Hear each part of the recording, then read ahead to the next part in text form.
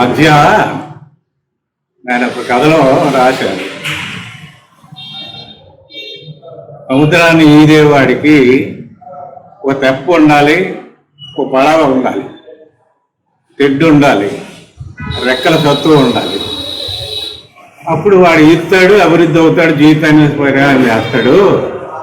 మా కళింగాంధ్రలో, ఈ ఉత్తరాంధ్రలో భూములు మీద ఉన్న రైతుల భూములు ఉంటేనే ఈ జీవన సముద్రం ఈదుతాడు. మత్స్యకారులకి సముద్రం మిగిలితేనే ఈదుతాడు.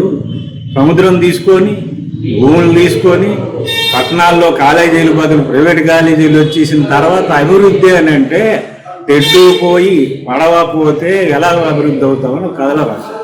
సరిగ్గా మా పరిస్థితి ఇక్కడ ఎలా ఉందంటే, మా భూములు 99 పైసలకి కార్పొరేట్ కంపెనీలకు ఇచ్చేస్తాం. మాకు ఇక్కడ ఉన్నటువంటి వనరులు ఉన్నాయి. అడవి, కొండ, సముద్ర తీరంలో అద్భుతమైన వేల కోట్ల రూపాయల సహజ సంపద వస్తుంది. ఆ సహజ సంపద ద్వారా ఒక పరిశ్రమలు ఇక్కడ పెట్టవచ్చు. ఒక జొనపు పరిశ్రమ, చెరకు పరిశ్రమ మూసేశారు. అదేమో విశాఖ ఉక్కు ఫ్యాక్టరీ ఏమో తక్కువ డబ్బులకి అమ్మేయడం అని చూస్తున్నాం. ఇవి అమ్మేసి పెట్టేవేవి సంవత్సరానికి ఒక 10-15 మంది చచ్చిపోతున్నారు. మాది ఇక్కడ పరవాడు ప్రమాదం వచ్చి అలాంటి ప్రమాదకార పరిశ్రమలు పెడతారు. రేపు పొద్దుట రణస్థలంలో అణువిద్యుత్ కానీ పెడితే అసలు కలిగినంతా బుగ్గైపోతుంది. దోసరం మిగులుతుంది. అదెందుకు ఇక్కడ అభివృద్ధి? ఏ ఉద్యోగాలు వస్తాయి? మాకు కావలసినవి మా భూముల మీద పంటలకు ధరలు ఇవ్వండి.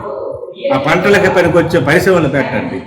మా పిల్లలు సగం చదువుకున్న వాళ్ళు, ఐటీ వాళ్ళు పెద్దగా చదువుకున్న తక్కువ. మా పిల్లలు ఇంటర్మీడియట్ తోటి ఆగిపోయిన వాళ్ళు, డిగ్రీ డిస్కంటిన్యూ చేసిన వాళ్ళు. వీళ్ళకి చిన్న ఉద్యోగాలు చిన్న పరిశ్రమల్లో వస్తాయి. మా పిల్లలకు ఉపాధి చూపించండి, ఉద్యోగాలు చూపించండి. ఈ ప్రమాదకార పరిశ్రమల బదులు రైతు పరిశ్రమలు పెట్టండి. అప్పుడు మేము అభివృద్ధి అవుతాం.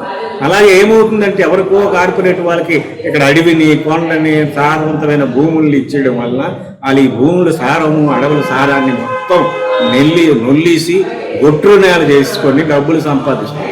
పూర్వం బ్రిటిష్ వాళ్ళు కూడా ఇక్కడ రోడ్లు వేశారు, రైళ్లు వేశారు, ఆసుపత్రులు పెట్టారు, మిల్లులు పెట్టారు. ఇక్కడ సంపదను పట్టుకుపోయారు. అభివృద్ధి ఏం చేయలేదు బ్రిటిష్ వాళ్ళు. సరిగ్గా కార్పొరేట్ వాళ్ళు కూడా ఇవాళ కళింగాంధ్ర మీద అభివృద్ధి పేరుతోటి ఏ ప్రభుత్వం వచ్చినా చేసే పని ఆ తెల్లదొరలు చేసినట్టు ఈ నల్లదొరలు చేస్తున్నారు. కనుక కళింగాంధ్రలో ప్రతి యువకుడు, రైతు అందరూ దీన్ని వ్యతిరేకిస్తున్నారు. Don't forget to like, subscribe and share the videos.